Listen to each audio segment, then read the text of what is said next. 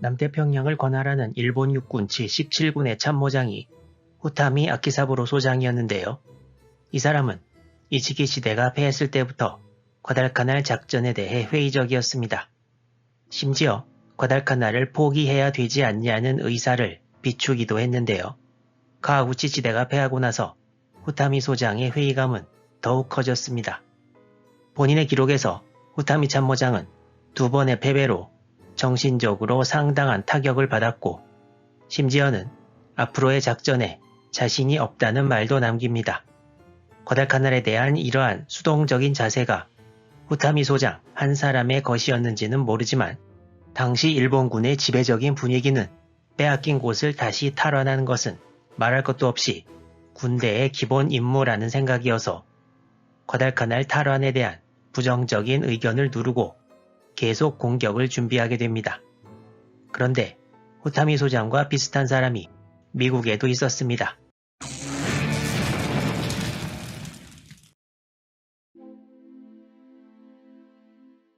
미국은 태평양 전쟁 때 이 지역을 필요에 따라 4개의 권역으로 나누었는데요. 필리핀부터 호주, 뉴기니를 포함하는 남서태평양 지역의 총사령관은 육군의 더글러스 맥아더 대장입니다. 남서태평양 지역에 접해 있는 오른쪽은 남태평양 지역인데요. 과달카날이 속해 있는 이 지역의 총사령관은 해군의 로버트 곰리 중장이었습니다.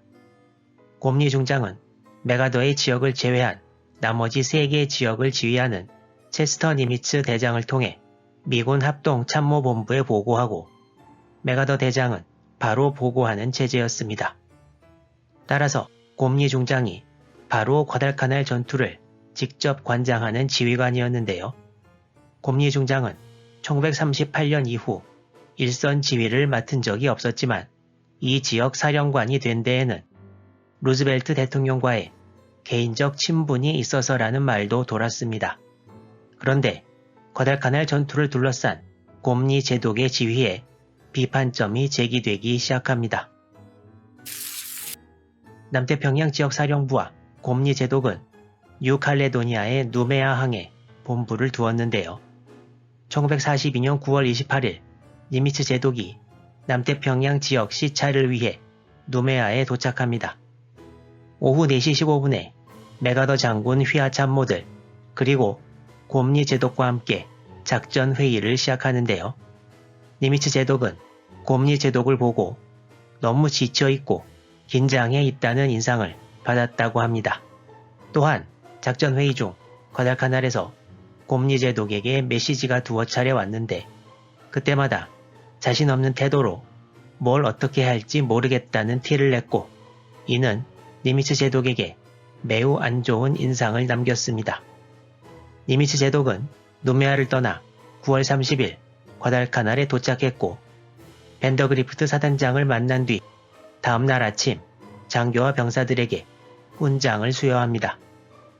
니미츠 제독은 진주만으로 돌아오면서 곰리 제독에게 여러 지시사항을 내리는데요.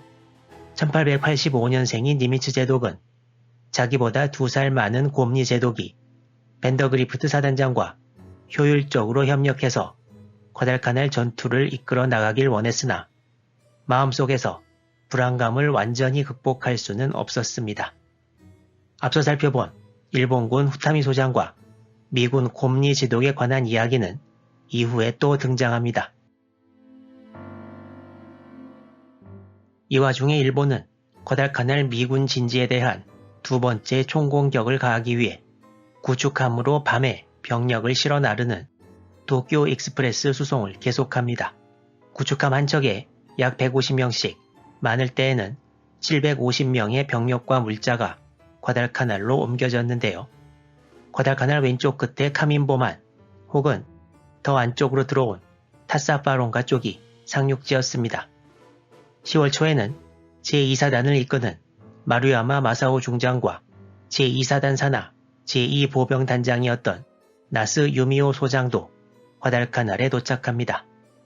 이때 일본군은 구축함 이외에도 수상기 모함 니신을 이용해 이 배 한 척에 600명 이상의 병력과 각종 중화기를 실어 나르기도 했는데요. 여기에는 다수의 96식 15cm 유탄포와 각종 대공포 등도 포함되었습니다. 미군 측도 마타니카우강 서쪽 지역에 일본군이 급속히 보강되고 있고 곧 일본군의 대규모 공격이 닥칠 것이라는 것을 알고 있었는데요. 일본군 구축함들이 계속 병사들을 실어 나르는 상황에도 미군은 이를 막을 수 없었습니다. 일본군이 G수송이라고 부른 야간의 구축함을 이용한 병력 수송 작전은 미군이 안 보이는 밤에 항공기를 띄워서 공격하기도 상당히 어렵고 함정을 동원해 일본 구축함과 야전을 감행한 것은 사실상 불가했기 때문입니다.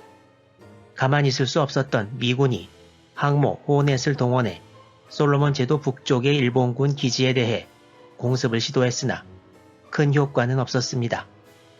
일본군 증강을 보고만 있을 수 없던 밴더그리프트 해병 제1사단장은 마타니카우강 유역에서의 지난번의 패배를 안갚음할 방법을 강구하기 시작하고 미군은 첫 번째 작전이 끝나고 열흘 이후 대규모 공격을 다시 개시하게 됩니다. 10월 7일부터 시작된 공격에는 미 해병 5개 대대가 동원됩니다. 10월 7일 07시 미군의 작전이 시작되고 해병 제5연대 제3대대 병력이 먼저 전진합니다. 이때 마타니카우강 동쪽에는 일본군 제4연대 제1대대 제3중대가 있었는데요. 미 해병 부대는 오전 10시쯤 이 부대와 접촉해 전투를 벌이게 됩니다. 또한 해병 5연대 2대대도 3대대의 왼쪽에서 마타니카우 강까지 도달해서 그곳에서 옷을 빨고 있던 일본군 4명을 사살했다고 합니다. 그리고 해병 제7연대 제1대대와 제2대대 병력이 강 상류 쪽으로 더 올라온 곳에서 해병 제2연대 제3대대의 저격 부대로 보강된 윌리엄 웨일링 대령 휘하 부대와 같이 7일 밤을 보내고 다음 날의 공격을 준비하게 됩니다. 또한 강서쪽의 일본군 1개중대가 마타니카우 강을 건너 아군을 도우려 했으나 하구 쪽에 물살이 빠르고 또한 미군의 포격으로 인해 강을 건너지 못하고 있었습니다. 하지만 이때 후방의 일본군 본부는 10월 7일에 이와 같은 사태 전개에 대해 알지 못했는데요. 7일 저녁 제4연대 제3대대의 1개중대를 마타니카우강 동쪽으로 이동시킵니다. 그리고 다음 날인 10월 8일 오전 5시경 최전방의 제1대대장으로부터 후방의 제4연대 본부로 전날인 7일부터 미군과 교전 중이라는 긴급 전문이 날아옵니다.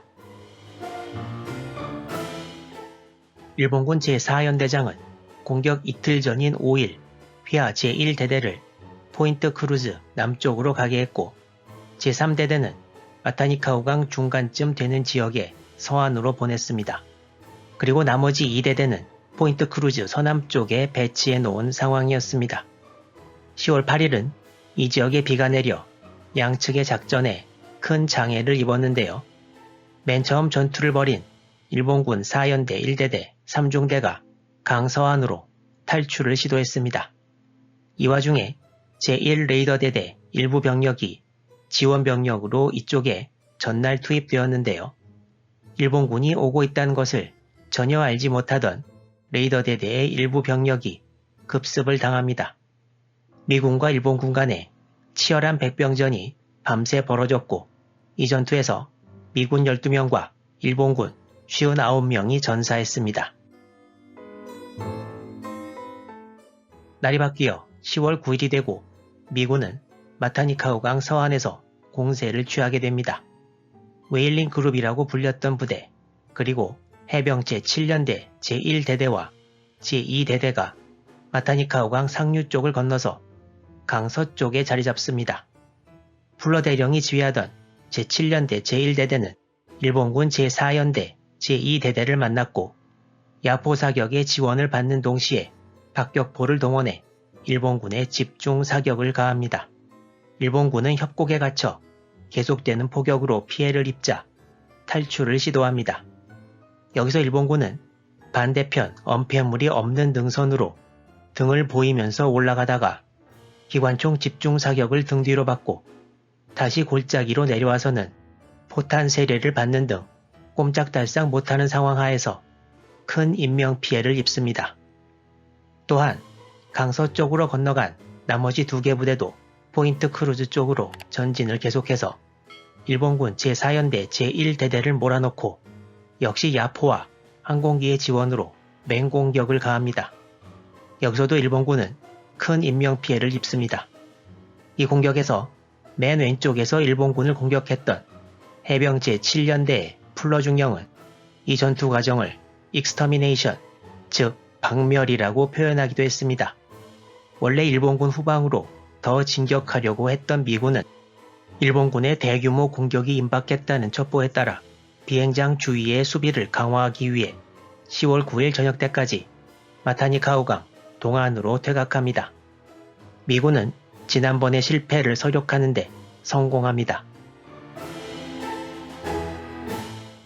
10월 7일부터 9일까지 벌어진 마타니카우강 유역에서의 전투로 미 해병대는 65명이 전사하고 125명이 부상을 입은 데 반해 미군의 주 타겟이 된 아오바지대 제4연대는 최소 690명이 전사해 엄청난 피해를 입었습니다. 그리고 전투가 끝난 10월 9일 밤 10시쯤 과달카날 전투를 직접 지도하기 위해 라바울에서 육군 제17군 사령관 야쿠타케 하루키치 중장이 타사파론가에 상륙합니다. 상륙하자마자 제4연대의 패전 소식을 듣게 될 야쿠타케 중장의 이야기가 이어집니다. 가을의 전투 시리즈는 이 영상으로 짧게 마무리되고 다음 영상부터는 곧 이어질 에스페란스 곶 해전을 중심으로 과달카날 전역의 이야기가 계속 이어집니다. 구독을 해주시면 계속 영상을 만드는데 큰 힘이 됩니다. 그럼 다음 영상도 기대해 주시기 바랍니다.